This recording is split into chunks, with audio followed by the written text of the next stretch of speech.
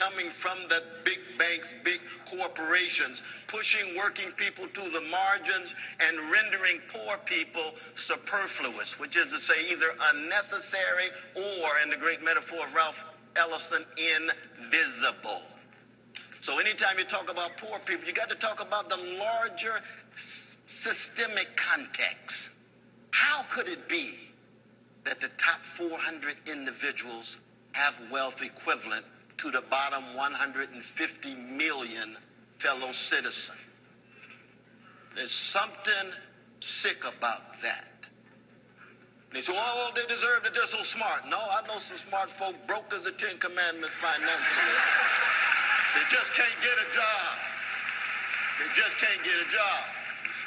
If 1% of the population owns 41% of the wealth, and yet, what is it now, 56% of our precious children of all colors live in or near poverty, the kind of thing Marian Wright Elder's been talking about, something is deeply wrong, it's morally obscene.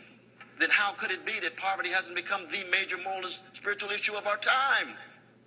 Because our leaders lack courage and independence. They're too tied to big money. How could it be that the prison-industrial complex has been expanding and $300 billion has gone into jails and prisons and the criminal justice system, and yet when it comes to money for schools, money for housing, money for jobs with a living wage, it's a warped system.